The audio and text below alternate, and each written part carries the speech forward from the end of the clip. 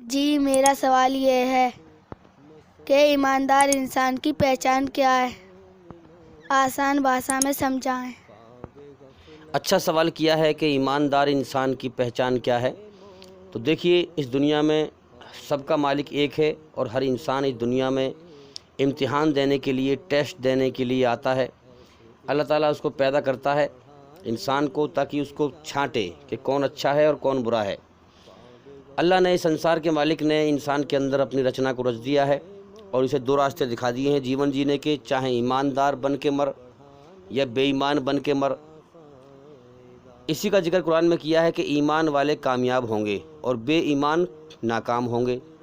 ایمان کا مطلب کیا ہے؟ سچائی، اچھائی اور بھلائی۔ اللہ تعالیٰ کی بنائی ہوئی رچنا کے آدھار پر سچائی پر چلنے والا، بھلائی پر چلنے والا۔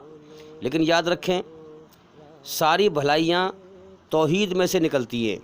جو انسان اپنے سچے مالک کو پہچان لے گا اور اس کے ادھیکار اس کو دے گا، تب وہ سچا انسان بنے گا۔ اور ساری برائی شرک میں سے نکلتی ہیں، یعنی اپنے مالک کو نہ پہچانے گا اور اس کے علاوہ کسی اور کی پوجا کرے گا، اس کے علاوہ کسی اور سے مانگے گا۔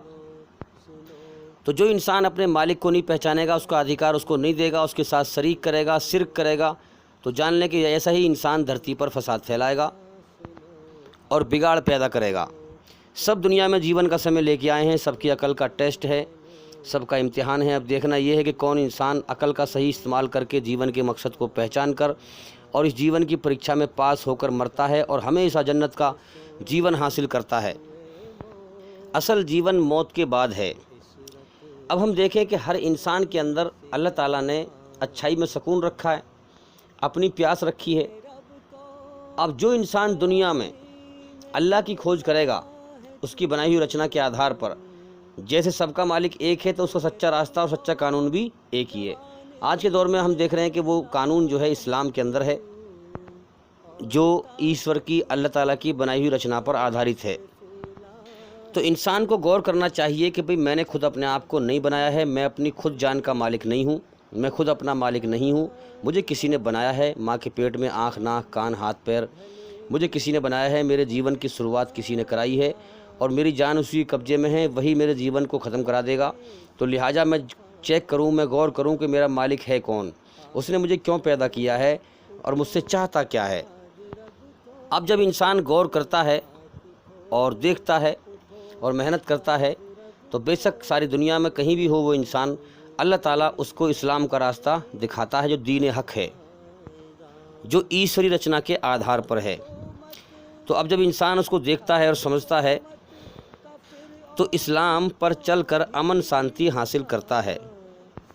اسی لیے محمد صلی اللہ علیہ وسلم نے فرمایا کہ تم میں سے کوئی شخص، کہا کہ سنو غور سے، تم میں سے کوئی شخص مومن ایماندار نہیں ہو سکتا، سچا نہیں ہو سکتا، بھلا نہیں ہو سکتا، جب تک کہ اس کی خواہش نفس، یعنی اس کا من، تابع نہ ہو جائے، آدھین نہ ہو جائے، تابع نہ ہو جائے اس چیز کے، اس قانون کے جو میں ایشوری رچنا پر جیون جینے کا، اللہ کو راضی کرنے کا قانون دنیا میں لے کر آیا ہوں۔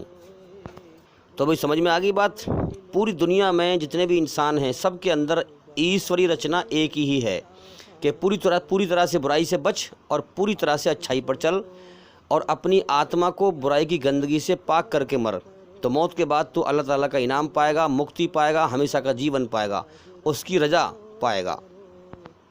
اب وہ قانون ہے جو آتما کو برائی گندگی سے پاک کرے، وہ قانون ہے قرآن مجید کا اور محمد صلی اللہ علیہ وسلم کی جیونی کا۔ قرآن میں جو اللہ نے فرمایا وہی محمد صلی اللہ علیہ وسلم نے کر کے دکھایا۔ تو بھئی یاد رکھیں، ایماندار انسان وہی ہے جو اس سنسار میں اپنے سچے مالک کی کھوج کرے اور اپنے اندر جو ایشوری رچنا ہے اس کے آدھار پر اسلام دھرم کو پہچان لے اور پھر اپنے مالک کو راضی کرنے کے لیے اپنے مالک کے حکموں پر چل کر جیون جیے۔ کیونکہ پوری دنیا میں قرآن مجید ہی ایک ایسی کتاب ہے جس نے ایماندار انسان کا چلنے کا طریقہ اور بے ایمان انسان کا چلنے کا طریقہ بتایا ہے۔ ایماندار کا جیون الگ بتایا ہے اور بے ایمان کا جیون الگ بتایا ہے، اور یہی ایشوری رچنا ہے، اچھائی پر چل یا برائی پر چل۔ تو یاد رکھیں پوری دنیا میں جو انسان قرآن مجید کے دوارا ایمانداری پر چل رہا ہے، اپنے سچے بنانے والے مالک کے حکم پر چل رہا ہے، وہی انسان ایماندار ہے۔